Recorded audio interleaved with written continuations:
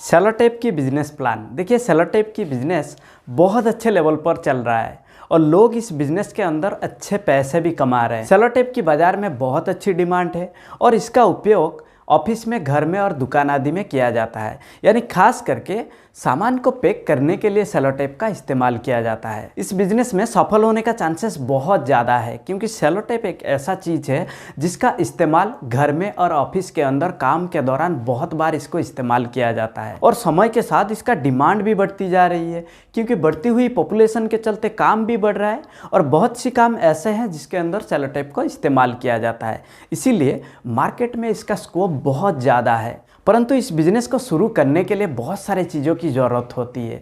क्या क्या चीज़ें ज़रूरत होती है इस बिज़नेस को चालू करने के लिए? अगर आप एक कंप्लीट डिटेल जानना चाहते हैं तो वीडियो के अंत तक बने रहिए मेरे साथ। नमस्कार, मैं Vijay Kumar, independent business consultant, बड़ा बिजनेस। देखिए इस बिज़नेस को शुरू करने से पहले आपको जानकारी होना बहुत ज़रूरी है सेलो टेप कितने प्रकार के होते हैं।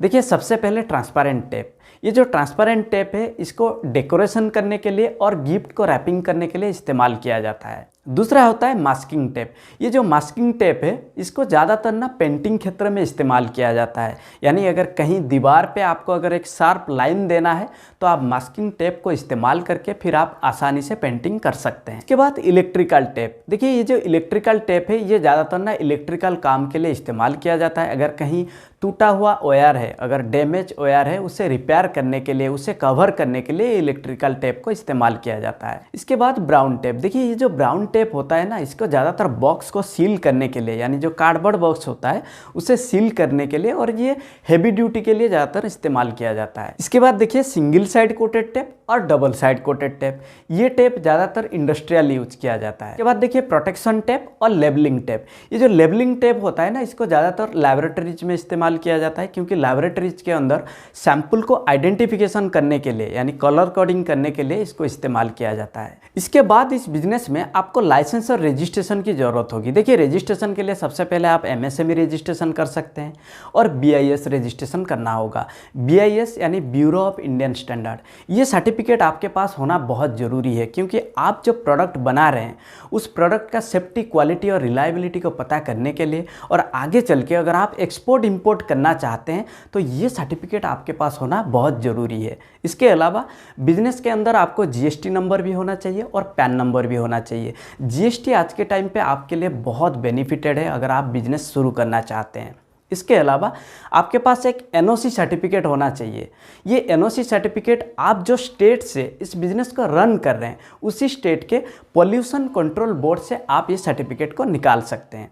इसके अलावा देखिए आप जो प्रोडक्ट बना रहे हैं अगर उसका कोई सिंबल देना चाहते हैं, कोई लोगो देना चाहते हैं या फिर कोई एक ब्रांड नेम से आप पहचान बनाना चाहते हैं तो फिर आप ट्रेडमार्क के लिए भी अप्लाई कर सकते हैं। इसके बाद इस बिज़नेस को शुरू करने के लिए आपको रॉ मटेरियल्स की ज़रूरत होगी जैसे कि paper core, BOPP film, water based adhesive, colour pigment, ink, cotton, oil, chemical, natural rubber, resin, cellulose और कुछ पैकिंग मटेरियल की भी ज़रूरत होगी। इसके बाद इस बिज़नेस में आपको मशीनरी की ज़रूरत होगी और मशीनरी के लिए सबसे पहले ऑटोमेटिक कोर कटिंग मशीन और एडेसिव कोटिंग मशीन को खरीदना होगा। इसके बाद slitting machine, automatic rewinding machine और एक SS टैंक की ज़रूरत होगी। ये SS टैंक इसीलिए ज़रूरत होगा जो एडेसिव है उससे प्रिपेयर करने के लिए SS टैंक की ज़रूरत होगी। इसके बाद देखिए इस बिज़नेस में ना आपको स्पेस की भी ज़रूरत होगी और मैन पावर की भी ज़रूरत होगी। स्पेस के लिए इस बिज़नेस में जो मशीनरी इस्तेमाल होता है उस मशीनरी के हिसाब से आप जहाँ पे भी घर बनाएंगे उसका लेंथ कम से कम 50 फीट होना चाहिए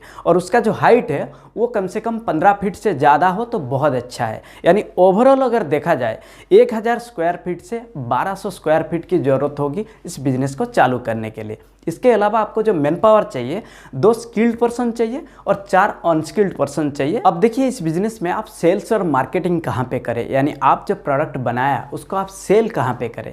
देखिए सेल के लिए आप होलसेलर, रिटेलर, ऑनलाइन का भी आप हेल्प ले सकते हैं। इसके अलावा आप मॉल, जनरल स्टोर और सुपरमार्केट में भी इसको आप सेल कर सकते हैं।